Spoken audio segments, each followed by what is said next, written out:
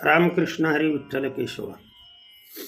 विश्वातील जवळजवळ 80% लोक हे आपला आहार, खाण्यातील अनियमितपणा, फास्ट फूड आणि कोणतेही पदार्थ खाणे यामुळे मूतखडा आणि मूतखडा झाल्यानंतर किडनी फेल होणे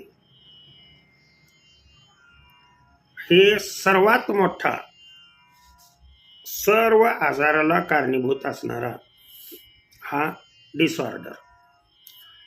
आणि एकदा की किडनी फेल झाली किंवा मूतखडा झाला तर मूतखडा झाल्यानंतर ऑपरेशन हा त्याच्यावरचा पर्याय असू शकत नाही. तो मूतखडा नॅचरली होऊ नये म्हणून कोणतं नैसर्गिक फूड खावं किंवा झालं असेल तर ते कसं कमी करावं आणि आपली किडनी कायमस्वरूपी व्यवस्थित राहील याच्यासाठी हा आजचा व्हिडिओ आहे. व्हिडिओ थोडासा मोठा होणार आहे परंतु सर्व रोगाला कारणीभूत असणारा उपाय मी याच्यामध्ये सांगतोय, ऐका पुढे. हे रोग होऊ नयेत यासाठी पहिला पदार्थ आपल्या आहारामध्ये जे जुने लोक करत होते, आमचे आजोबा पणजोबा किंवा जुन्या सगळ्याच लोकांच्या सानिध्यात आल्यानंतर ज्याला आपण गुळवेल म्हणतो किंवा गिलॉय म्हणतो, काही वनस्पती आहेत लक्षात ठेवा, ठराविक ज्या वनस्पती तुमच्या जीवनाला इतकं सोयीस्कर करू शकतात. हे गिलॉयच्या 1-2 कांड्या किंवा अलीकड गिलॉयची काय होती पावडर बी मिळते. कोमट पाणी जेवण झाल्यानंतर कोमट पाणी आणि कोमट पाण्यामध्ये अर्धा चमचा गिलॉयची पावडर टाकून, जर अर्धा चमचा कमीत कमी चतकुर चमचा 1/4 भाग हा जर रेग्युलरली केला तर लक्षात ठेवा तुमची इम्युनो पॉवर तर या गिलॉयमुळं वाढेलच. ज्यांना आता झालेलं आहे, किडनी स्टोन आहे किंवा किडनी ज्यांची फेल्युअर आहे त्यांच्यासाठी हे उपाय आहे. त्यांनी काय करायचं काय नाही आणि इम्युनो पॉवर वाढवून किडनीचे नॅचरल फंक्शन कसे करायचे त्यापैकी हा एक पदार्थ मी सांगितला, एक वनस्पती सांगितली गिलॉय किंवा गुळवेल. नाहीतर हेच उपाय तुम्ही गुळवेलाच्या 1-2 कांडी लिंबाच्या झाडावर, कडुलिंबाच्या झाडावर वाढलेला असावा किंवा आंब्याच्या झाडावर, नाहीतर कोणत्याही झाडावर असेल तरी काय फरक पडत नाही. कमीत कमी या मापाच्या एवढ्या अशा 2 कांड्या बारीक चेचून त्या जर 1-1.5 कप पाण्यामध्ये उकळवून ते जर पाणी जेवणानंतर पिला तर हा त्रास तुम्हाला कमी होऊ शकतो. आता दुसरा उपाय म्हणजे लक्षात ठेवा, रात्री धने ज्याच्यापासून कोथिंबीर निर्माण होते, हे धने रात्रभर 1 चमचाभर धने रात्रभर भिजत घालायचे आणि त्याचं जे पाणी निघतंय ते सकाळी अर्धा ग्लास पाणी दररोज सकाळी धने भिजत घालून दररोज सकाळी हे अर्धा ग्लास पाणी जर पिलं तर ह्याच्यामध्ये बॅक्टेरिया म्हणजे नको असलेले पदार्थ ब्लडमध्ये नको असलेले पदार्थ जे किडनीमधून फिल्टर्ड होत नाही ते किडनी स्वच्छ करण्याचं कार्य हे करतात. हे नको असेल तर कोथिंबीर माहीत आहे सर्वांना, थोडीशी कोथिंबीर घेतली आणि ती बारीक चिरून 1-1.5 कप पाण्यामध्ये उकळून तिचा जर काढा प्याला तरीसुद्धा तुमची किडनी किंवा मूतखडा ज्याला म्हणतो तो होण्यापासून म्हणजे टाळलं जाऊ शकतं. हा दुसरा अतिशय महत्त्वाचा पदार्थ सांगितला. बरं, हे आणण्यासाठी कुठं काय आपणाला बाहेर जावं लागत नाही, तर प्रत्येक पदार्थाची माहिती सांगतोय ती ऐकून कुठलेही प्रयोग तुम्ही केले तर तुमच्या फायदेशीर होऊ शकेल. आता तिसरा पदार्थ मी सांगतोय तो ओवा, अजवाईन म्हणतात त्याला. हे 1.5 कप पाणी आणि साधारण अर्धा चमचा ओवा त्याच्यामध्ये टाकून आणि थोडं आलं टाकून हे चांगलं उकळवलं, एक कपभर पाणी राहेपर्यंत. म्हणजे चहा पिण्याच्या ऐवजी हे जर तुम्ही केलं आणि जे तयार झालेलं आहे, जे 1 कप पाणी शिल्लक राहतं ते गाळून घ्यावं, जसं चहा आपण गाळून घेतो तशा पद्धतीनं. आणि 2 थेंब लिंबाचे त्यामध्ये जर पिळले आणि ते पाणी जर दररोज सकाळी तुम्ही प्राशन केलं तर किडनीचं कार्य तुमचं व्यवस्थित होईल.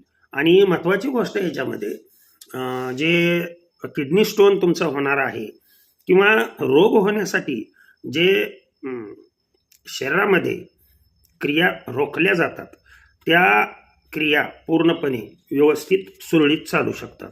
आता पुढचा जो चौथा पदार्थ मी सांगतोय ते आता थंडीमध्ये तर येतात लक्षात ठेवा, परंतु ते आपण रानात पेरतो, गव्हांकुर म्हणतात त्याला.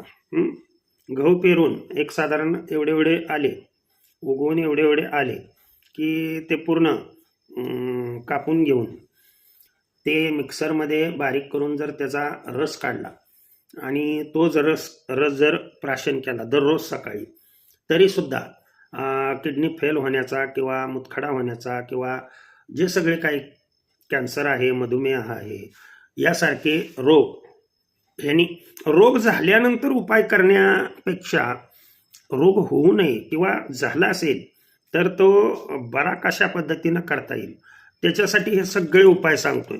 यातले कोणतेही 1-2 उपाय जर तुम्ही केले तर तुम्हाला प्रॉब्लेम येऊ शकत नाही. आणि हे काही जमत नसेल तर लक्षात ठेवा, पाणी उकळवायचं, कोमट करायचं आणि त्या पाण्यामध्ये एक लिंबू, छोटंसं लिंबू एक 4-5 थेंब त्याच्यामध्ये पिळायचं आणि थोडासा मध, त्याच्यामध्ये थोडासाच मध टाकायचा, जास्त प्रमाणात टाकायचं नाही, त्याचा पुन्हा साईड इफेक्ट होतो. त्याच्यामुळं न मध टाकता जर लिंबू पाणी तुम्ही दररोज सकाळी जर पिला, साधं सोपं सांगतो मी, या लिंबामध्ये सायट्रिक ॲसिड असतं आणि हे शरीर सर्व डिटॉक्सिफाय, म्हणजे शरीरातील नको असलेले पदार्थ लघवी मार्फत असेल किंवा स्टूल मार्फत असेल काढून टाकण्यासाठी. मात्र हे सकाळी सकाळी करायचे सगळे जे उपाय मी तुम्हाला सांगतोय ते सकाळी सकाळी करायचे आहेत. कुणाला असू द्या अथवा नसू द्या, ज्यांना आहे त्यांनी केला तरी बी चालतोय, ज्यांना नाही त्यांनी केला तरी चालतोय. हे किडनी फेल आणि मुतखडावरती नॅचरल उपाय आहेत की जे अनेक रोगाचं कारण बनू शकतात. आता मेडिकलमध्ये त्रिफळा चूर्ण मिळतं, आलं का लक्षात? 3 फळांपासून बनवलेलं, त्याच्यामध्ये आवळा, बिबिताकी आणि हरितकी असे 3 पदार्थ एकत्रित करून हे त्रिफळा चूर्ण रेडीच मिळतं. मात्र हे चूर्ण काय करायचं, हे सायंकाळी घ्यायचं, सकाळी नाही घ्यायचं, लक्षात ठेवा. झोपायच्या अगोदर जेवल्यानंतर एक अर्ध्या तासाने कोमट पाणी करायचं, त्याच्यामध्ये अर्धा चमचा हे त्रिफळा चूर्ण पावडर टाकायची आणि हे पाणी सायंकाळी झोपताना जर तुम्ही पिला, सायंकाळी सांगतोय, हे बाकीचे सगळे अगोदरचे उपाय सकाळी सांगितले, मात्र हा जो उपाय आहे तो सायंकाळी करायचा आहे. आणि याच्यामुळं तुमचं शरीर पूर्णपणे डिटॉक्सिफाय होणार आहे. शरीरासाठी जे रोग आहेत ते रोग यामुळं टाळले जाणार आहेत. शौचाला तुमच्या साफ होणार आहे, तुम्हाला भूक व्यवस्थित लागणार आहे, तुमच्यामध्ये एनर्जी कायमस्वरूपी दिवसभर, जे अतिरिक्त फॅट वाढतंय ते फॅटही वाढू शकणार नाही. दिवसभराच्या आहारामध्ये आपण आता सकाळी सांगितलं, सायंकाळी सांगितलं, दिवसभराच्या आहारामध्ये आठवड्यातून 1-2दा तरी सिमला मिरची, सिमला लाल मिरची, हिरवी मिरची, त्याची जर भाजी करून जर आपण व्यवस्थितरित्या प्राशन केली आठवड्यातून 2 दिवस, तरीसुद्धा लक्षात ठेवा, म्हणजे कॅन्सर सारखे डिसऑर्डर सुद्धा बरे करण्याची क्षमता या सिमला मिरचीमध्ये, म्हणजे ज्याला आपण डब्बू मिरची म्हणतो, या मिरचीमध्ये आहेत. याच दुपारच्या जेवणाच्या अगोदर 1 सफरचंद, जेवण कमी लक्षात ठेवा. जेवणासाठी भाजी काय करायची ते सांगितलं. आता इतर वेळेला कोणतंही तुम्ही जेवण करू शकता, परंतु जेवणाच्या अगोदर एक सफरचंद खाणं हे फार महत्त्वाचं आहे. म्हणजे ज्यांना व्यवस्थित ठणठणीत राहायचं आहे ते सफरचंद खाल्ल्यामुळं तुमचं जेवण जेवढं शरीराला आवश्यक आहे तेवढंच जेवण तुमच्याकडून जेवलं जाईल. आणि जेवताना तुम्हाला ज्यांनी हाय BP किंवा मधुमेह यासारखे जे आजार होतात त्यांना 2 लसणाच्या पाकळ्या काय, हे झालेल्यांसाठी न झालेल्यांसाठी सगळ्यांसाठी सांगायला लागलोय, लक्षात ठेवा. आणि या पद्धतीनं जर तुमची आहार पद्धती राहिली, दिवसभराचं वेळापत्रक राहिलं, तर माझ्या मते आपणास कुठलाही रोग होऊ शकत नाही. कुठलीही गोळी तुम्हाला खाण्याची आवश्यकता भासणार नाही.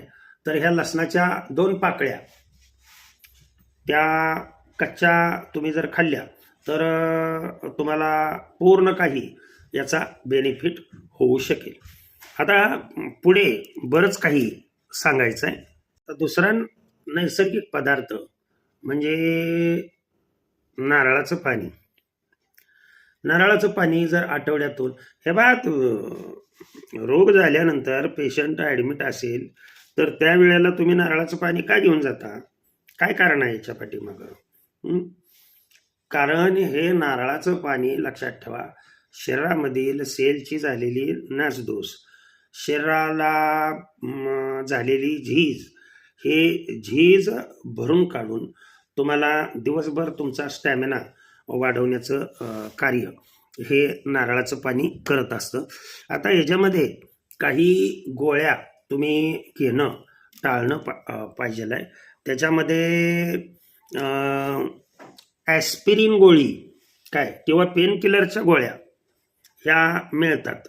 किडनी ज्यांची फेल्युअर आहे अशा व्यक्तींनी लक्षात ठेवा, आयबोप्रोफेन ही गोळी वेदना तुमच्या कमी होण्यासाठी, इबो म्हणा किंवा आयबोप्रोफेन, आता मी तर आयबोप्रोफेन म्हणतो.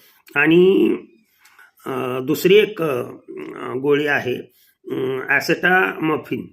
ह्या दोन्हीपैकी कोणती एक गोळी तुम्ही जर तुम्हाला पेन जास्त होत असेल ओटीपोटामध्ये किंवा पोट दुखू लागलं, किडनी फेल आहे त्यांचे शक्यतो हे आजार होतात, मुतखडा असेल त्यांना पोट हे दुखू लागतं, तर अशा वेळेला हे तुम्ही टॅब्लेट्स मी सांगितल्या.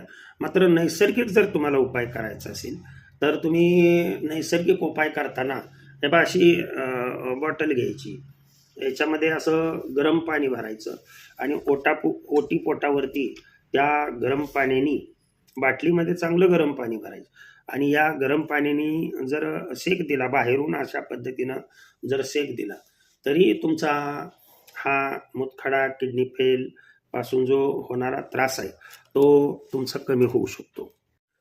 आणि सर्वात शेवटी पाणी हे थंडी असू द्या, उन्हाळा असू द्या किंवा पावसाळा असू द्या, दिवसातून भरपूर पाणी पिणं हे शरीरासाठी, पाण्याला जीवन म्हणतात लक्षात ठेवा, जेवण नाही जीवन.